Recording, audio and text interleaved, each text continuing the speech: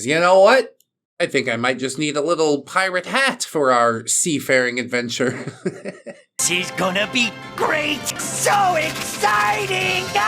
Hello friends, trace amounts of science. Today we're getting back into some r/stories about Kevin. That's right, the biggest dum-dums of all the biggest dum-dums have gathered here for our amusement.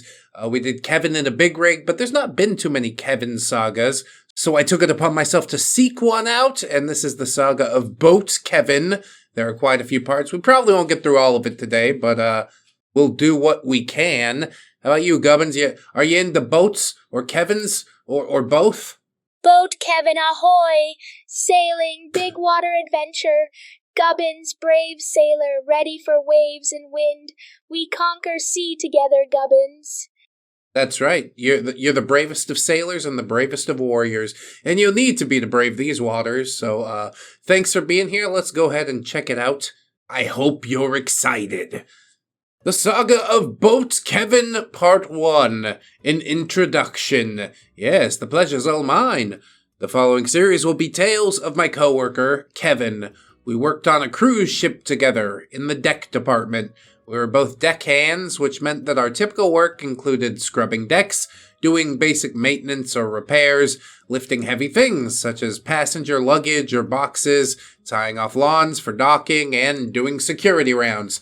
Yeah, just regular pirate things. You know what? I think I might just need a little pirate hat for our seafaring adventure. She's gonna be great! So exciting! Yeah, just swabby things. You know how we do. So we worked 12 hours on, 12 hours off. This was my very first job on a boat, so I didn't exactly know what I was doing, but the more senior members of the crew passed down their knowledge. After 1 week at this job, a coworker quit abruptly. With only a few hours' notice, we needed a replacement ASAP, and his replacement ended up being the titular Boat Kevin. As soon as Kevin came aboard, I was nervous. He's approximately 5'3" and 115 pounds.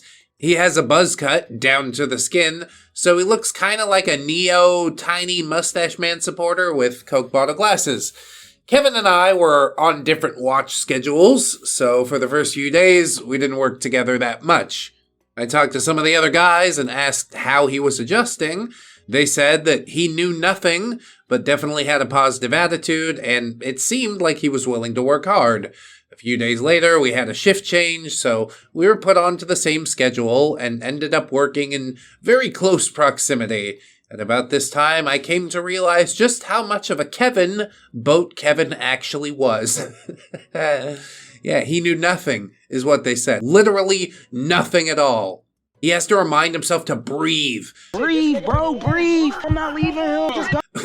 The first small incident occurred when I was doing security rounds with Kevin. The purpose of the rounds is to check that all engine/machinery spaces are functioning correctly. Nothing's on fire, nobody having a heart attack, and to pick up trash and rearrange furniture as we passed it.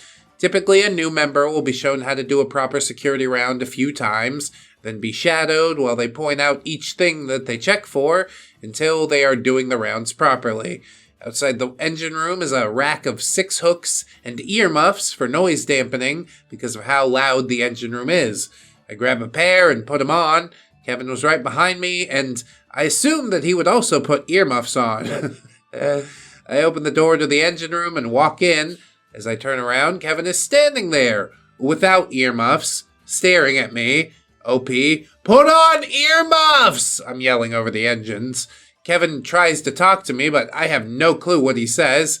OP, I can't hear anything with these on! Kevin puts on some earmuffs and follows me into the engine room. Hey, he picked that one up pretty fast. I begin to point to the various lights and systems and give a thumbs up signal to show that everything is performing how it should.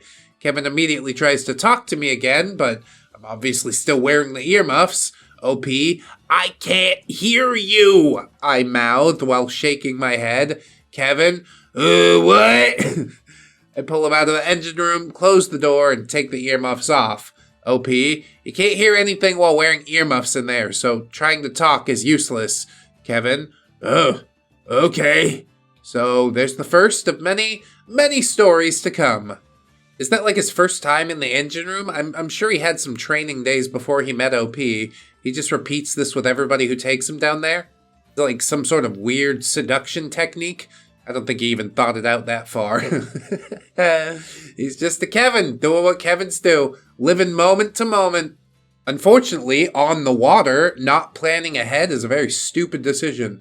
The sea takes life. She don't care. Anyway, let's move on to part number 2 and see how that goes. The Saga of Boat Kevin, Part 2. Not subtle. Automod, well, let me link to part 1 of the story. What a Kevin thing to do. Don't worry, I found it. Characters in the story. Kevin, who usually has a can-do attitude, even though he can't really do all that much right. Captain T, extremely sarcastic, likes to go on elaborate rants about everything that's wrong with the company we work for, the passengers, the crew. Sarcastic, youngest captain to the company. Some of the girls call him a babe. 6'5", blonde, blue eyes, and baby face, so I guess they're right. And yeah, he likes sarcasm, if you didn't pick that up. OP says you could call me Shane, 6'1", also very sarcastic, loves Captain's elaborate rants and eventually gets very good at bringing up subjects that he'll bitch about to entertain myself. Not a babe, not ugly. There's also Trevor, my roommate at the time and our senior-most deckhand. He taught me a lot and probably was the first one to notice just how much of a Kevin our Kevin was. I mean, to be fair, OP, Kevin's mom was probably the first one to notice what a Kevin he was. That boy ain't right. The story takes place about 10 days into Kevin's employment. The Coast Guard requires at least 2 people to be in the pilot house at all times the vessel is underway. The captain would be one of them, and a deckhand was usually assigned as the other. Sometimes he'd let us steer if the conditions were safe, or we'd watch for buoys or smaller boats, logs, obstructions, etc. When we were underway at night, one of us would operate the spotlight attached to the top of the pilot house. The spotlight has a handle that came out of the ceiling, which you rotated to move the light left and right, or twisted the end of it to move up and down. Taking me right back to my Navy days and my extremely minimal time spent on a boat.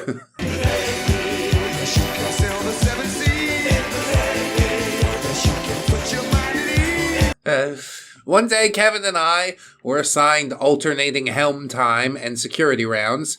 Each round ended in the pilot house where it was entered into a logbook, so for a few minutes we would end up in there together. I was operating the spotlight because it had just started getting dark. Captain: Hey, Shane, how tall do you think Kevin is? OP: Well, Trevor said he's like 5'7", and Kevin's shorter than that. Why? Captain: I'm just wondering if he'll be able to reach the spotlight. We have a nav mate. Short for navigation mate. Oh, thanks for that. A position that alternates watch with the captain, who also drives the boat. And he can't. It's one of the funniest things ever. Just this tiny little grown man. Well, I guess he's not that grown, but you know what I mean? An adult man going to the hotel manager, asking if they can get a step stool at the next shopping run. Oh, sure, why do you need a step stool? Well, there's just things that are kind of hard to reach. Kevin and I switched watch, and Captain asked me to show him how to work the spotlight.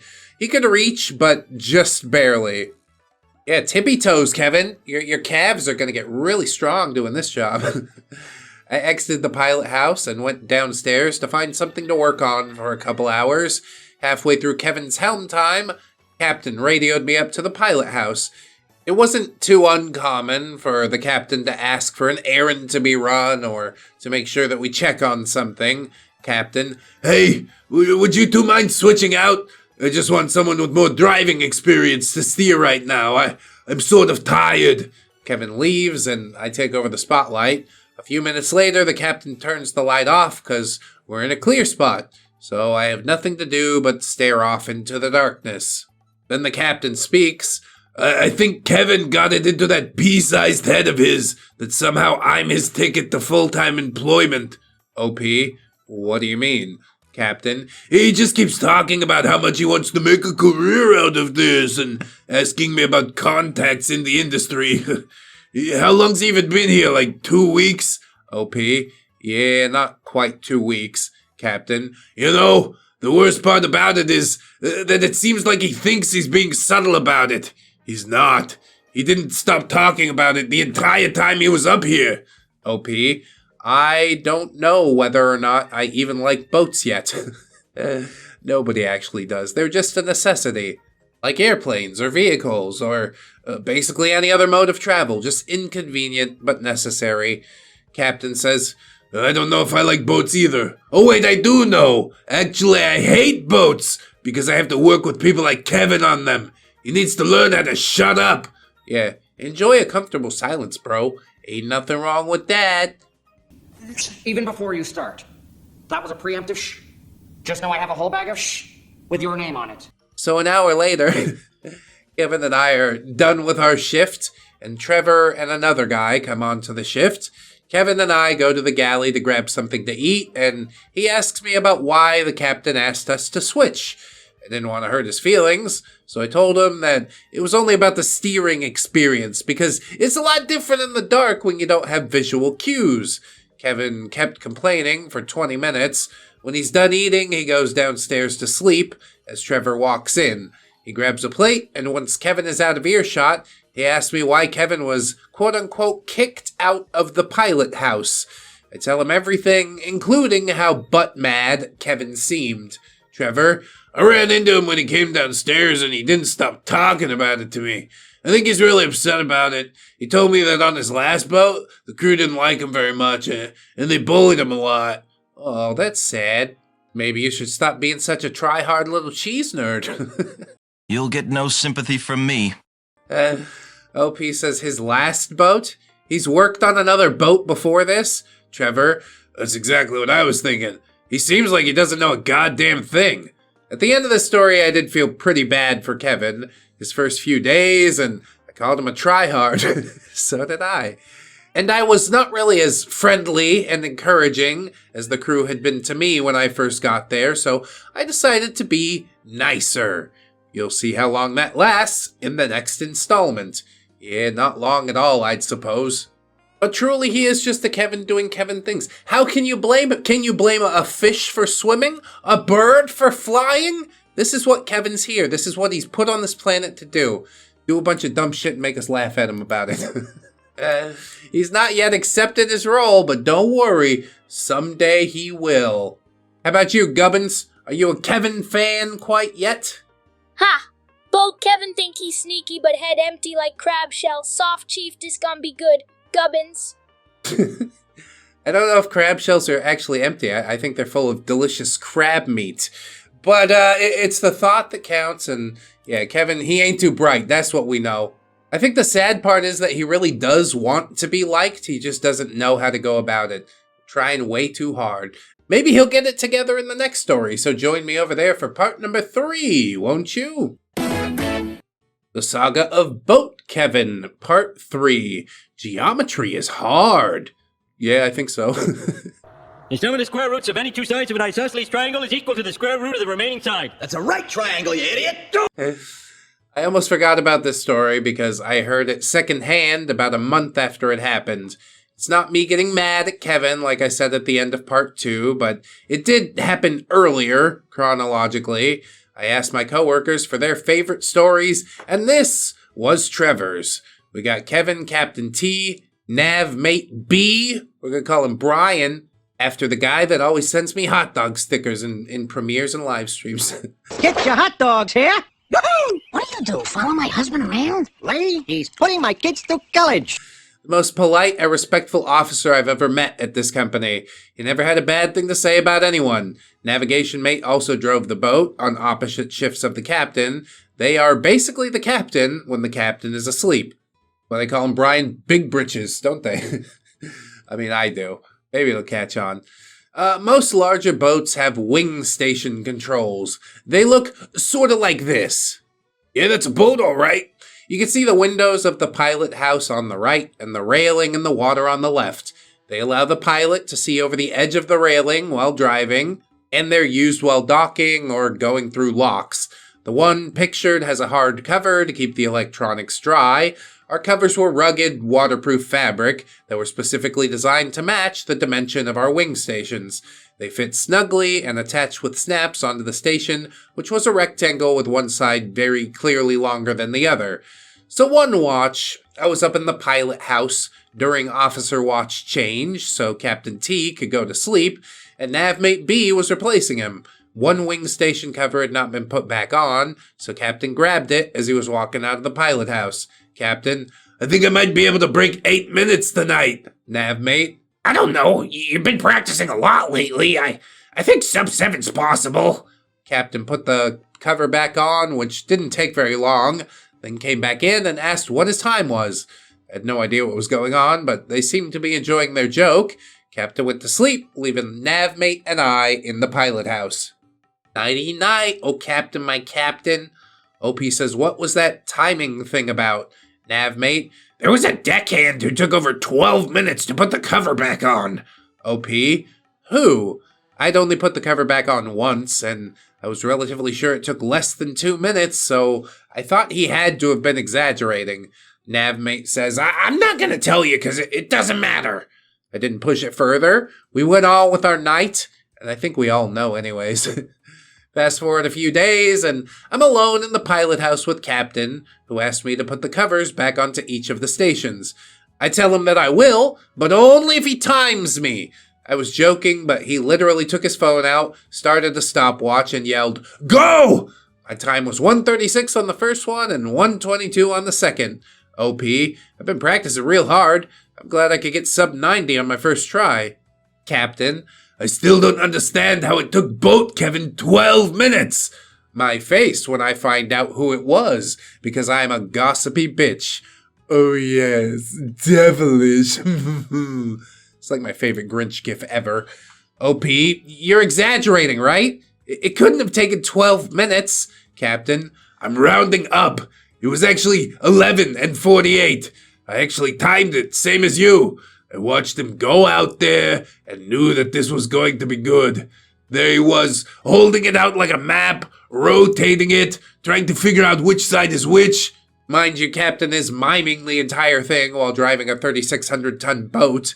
Then he finally thinks he gets it figured out, but he snaps it on the wrong side so it won't reach, and he's trying to pull and force the fabric, so then he tries to rotate it, and the wind yanks it up. I thought the wind was going to rip it right out of his hands, or pull him with it like a parachute. Every time I thought he was finally going to get it, the wind took it away again. It does sound pretty comical, honestly. OP, was it really that windy? Captain says, nope, 12 knots. This is about 14 miles an hour, so really just mildly breezy. It was 20 when I just did it. Eventually he gets it snapped in and I stop the timer, 11:48. He walks in so proud of himself and says, I wasn't gonna let it beat me. Well, it almost did beat him. That's got to be the best part I've ever seen. So it would seem. He doesn't give up hope. You gotta give him that at least. He's got some gumption. OP says, well, on the bright side, he's got a lot of room for improvement. Captain, oh yeah, you gotta give that guy props for perseverance. It's just funny. I could put on both covers 6 times in the amount of time it takes him to do one. OP, and that's why you're the captain. Captain, yeah, that's the only thing they teach us in captain school, putting covers back on the wing stations. Finn. And there's the story of the time that Kevin couldn't put a fabric rectangle over the top of a fiberglass rectangle of the same shape and size. Next time on the saga of Boat Kevin, Kevin does something real dumb that could have potentially killed somebody, and I get mad at him. See, in the past couple parts, you're sort of endearing Kevin to me, and then he does something stupid and horrible and dangerous, and I'm like, oh, now I understand why everybody hates him. It's not just because he's a tryhard, it's because he's a danger to himself and others. I should have seen this coming. Well, let's get over into part number 4. 4A and 4B, I think will fit in here today. And I hope you guys are having a good time. If you are, check us out on Spotify or iTunes. You could listen to us all day at work if you wanted. But no pressure, though. Just if you want. Okay, I'll see you over there. The Saga of Boat Kevin, Part 4A. The Big Incident. Uh-oh. I don't like incidents, especially if they're big. The preceding stories could have very easily been forgotten and explained away by inexperience. Today's story is the single most memorable fuck-up that Kevin made. It cemented his place as a Kevin in everyone's mind. There's all kinds of fucking characters in this one. We got Kevin, OP, Trevor, we know them. There's also Adam and Mike, who are another couple of deckhands. We got Mate K, who looks like the guy from Pawn Stars, very informative. Boats 1 Bosun, he's the first level of boss, works directly under the mate. And Danny the engineer, brand new to the boat, first day on the job himself after spending a week shadowing the previous engineer who was quitting. Super cool guy, who is literally almost always smiling. Yeah, don't trust Danny's plotting something. I don't want you to smile all the time, then it gets creepy. I can't. I can't carry on with that face. Look at it. I'm going to get nightmares with that face. Anyway, this story takes place one night after we had a tumultuous couple of days. According to the Coast Guard, our vessel should have 7 deckhands. The company only felt like hiring 6 because they were cheap bastards. No, not that. I mean, because they totally thought that they only had 6 the previous year, when in fact they did have 7. The schedule was obviously designed for 7, so shift changes were awkward to work around. To top this off, one guy got fired for being continually late and lazy and generally terrible, so we were short-staffed to the point of it affecting morale and our ability to get anything done. Oh, come on, shipmate, it's just skeleton crew! Skeleton crew! You can walk around like a zombie, nobody will tell you anything. The terrible, invincible, the fearsome crew. After 3 days of this, our entire officer ranks went on vacation at the same time, leaving us with 3 relief officers who didn't know our crew at all, and we were still down a guy, by the way. These combined effects meant that the bosun was spread way too thin, having to wake up at ridiculous times to cover a 2 to 4 a.m. shift, and then be back on at 8 for the day, get a weird break, work again in the afternoon. It was just ridiculous, so he was finally catching up on some much-deserved sleep. Kevin and I were supposed to be on shift until midnight together, standing alternating gangway watches, basically security guards, making sure strangers don't get on the boat. Yeah, you salute them and say, "Permission to come aboard!" They don't even pat you down for a bomb, dum-dums. I got moved to a different shift and had to get off early in order to get a long enough break to avoid violating labor laws, leaving Kevin all by himself for 4 hours. Yeah, that's probably don't... Are you sure? Are you sure you want to do that? I think we all know where this is going, so let's just skip to the end. At 8, when I got off for the shift, I decided to go to a nearby casino with some guys from the hotel department. While waiting, I sat down by the gangway to chat with the relief mate and Kevin. He asked us a couple questions about what sort of stuff we did before we worked there, and our goals for the future. Pretty standard stuff. Here's where I found out a few interesting things about Kevin. He was 24, even though he looked and acted 15. Second, he had his AB Limited, which is a nationally approved rating requiring proof to have completed at least 540 days of work on a boat. So yes, Kevin had worked on a boat that did dinner cruises for a full 2 years. Adam showed up and told Kevin, "I'll be up when you need to lift the gangway, just let me know and I'll give you a hand with it." Kevin did not let Adam know when he was ready to lift the gangway. We had an 11 p.m. curfew, and that is when the gangway went up. The gangway is 38 feet long, 3.5 feet wide, solid steel, weighing about 2 tons. Attached to the bow, that's the pointy front part of the boat, by a hydraulic winch system that controls the height up or down. There are also 2 cables going to hand cranks on either side of the railings to swing it left or right. As one is tightened, the other needs to be loosened. The hydraulics were controlled by 2 levers. One was correct, the other had the pin removed to be disabled so that we didn't use it. If you tried to, nothing happened, and it was like this for a reason. Is Kevin about to smash somebody with 2 tons of steel? Is that how the story ends? Oh god. Oh no. Oh no! Don't let no bad happen. I get back at around 10:55 because I like to live life on the edge. We had a zero-tolerance company policy on alcohol that I may or may not have followed that night. I mean, you're a sailor, for God's sake. Drink something. That's what we do with the drunken sailor. That's what we do with the drunken sailor. That's what we do with the drunken sailor early in the morning. I wander around the boat, grab some ice cream, eat it, hang out with Adam, get a clean towel from the laundry room, etc., where I see Boats is fiddling with the lever, and Danny is nearby. Several minutes later, I still hear the hydraulic pumps, so I go see if they need a hand with anything. As I open the door to the exterior, I see the gangway suddenly swing hard to the side and crash into the railing with a huge bang! Everyone's yelling to make sure we're all okay. The cable is spread across the deck. Mate shows up and starts trying to give directions. I need to pause here to explain to you the magnitude of this situation. Think of a baseball player swinging a bat. There's a fixed point on the boat, and the entire 38-foot gangway swings over as far as it possibly can. The railing was pretty dented, and anyone standing in the path would have been seriously injured and knocked into the water, if not killed outright. A cable under strain like that can snap a man in half. This job is very dangerous if people are not careful. Yeah, like I said, dude, the sea takes no prisoners. It's some scary shit to work on a boat. Back to the story. After Mate gets us calmed down, make sure nobody is injured, he assesses the situation.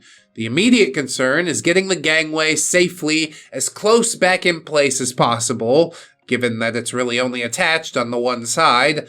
A couple minutes later, Mike and Trevor show up because their shift was about to start. Danny was still around, and the four of us got right up to the edge of the water and were able to push the gangway to a safer position and use a line to attach it to a hook on shore.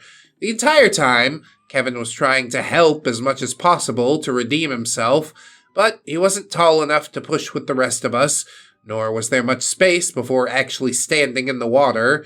Tying a knot is a one-person job, and Boats had that under control. He kept getting in the way until Mike, who was kind of a dick, snapped at him. Mike, you fucked up enough, man! Why don't you just get out of the way and let the big boys fix your mistake? Kevin kept trying to explain why it wasn't his fault, which was irritating, but Mike was unnecessarily harsh. Bet you wouldn't say that if you had killed somebody, though. By the time everything was stable, it was 12:45 a.m., and I needed some sleep because my shift started at 4. Kevin tried to keep helping, but Mate sent him to bed too.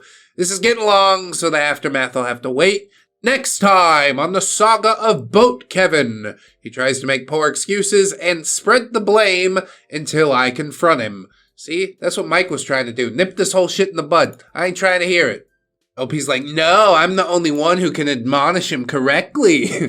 I gotta get Gubbin's take on this one for real. That's just too wild. What say you, buddy? Hoo boy soft chief, Boat Kevin nearly send whole crew to Davy Jones' locker, big splash, much dumb. Gubbins. Whole crew, I don't know about that, but he could have knocked somebody around with that gangplank. 2 tons of steel, you don't want to fuck around with that. Also, the fact that it's broken kind of makes me tilt my head at the entire boat situation, but whatever. Let's blame Kevin for the failures of the company, for the company being cheap. And being cheap is a terrible thing. Next up, Davy Jones' locker! I mean, he did have a hand in it, but it's sort of like, chicken and egg situation. Whatever, we're going to go check out the next part of the 4th part, and we'll see how it goes, so I'll see you over there. The Saga of Boat Kevin, Part 4B, The Aftermath. Previously on Boat Kevin. Kevin breaks heavy machinery in an extremely dangerous way because of negligence. The rest of the team cleans up his mess. Characters are the same from the last story. So after getting about 3 hours of sleep, I started my shift and went looking for Mike or Trevor, who were both working. Instead, I ran into Danny in the laundry room, who was still up because he had to fix the snapped cable to get the gangway securely attached back to the boat. He immediately starts telling me everything that he saw, so we can try and diagnose what went wrong. Danny, I tried to tell him not to beat himself up about it. I mean, mistakes happen, sure. He screwed up, but everyone does. He just needs to pick himself up and keep at it, because he's a hard worker. Trevor walks in and joins the conversation. Here are the steps that one should follow. 1. Before even starting the hydraulic pumps, make sure all non-load-bearing chains are disconnected. 2. Use the hand cranks to remove extra slack from the cables so the gangway doesn't swing when lifted. The boat shifts slightly even when tied off well, so the gangway might not be lined up in the exact same spot as where it was dropped. 3. Check that the cables are within the pulley guide. If they aren't, you'll pinch the cable in the bearings. 4. Turn off the hydraulic pumps and use only the right side lever. Up is down, down is up is printed right above the lever, meaning if you want the gangway to lift, then you push it down, and vice versa. What type of Alice in Wonderland type shit is this? In my world, you wouldn't say, ow. You'd say, What's up? Kevin skipped the first 3 steps completely. Yeah, he's like, up is down, down is up. I got it. I knew that already. Then he turned on the pump and started trying to mess with the left lever, which was disengaged and dangling down in a way that seemed pretty obvious to most people. Well, Kevin clearly wasn't most people. I mentioned last story what it was like for a reason. The 2 levers controlled 2 different winches. The right one operated the gangway. The left was the boom that the gangway was suspended from.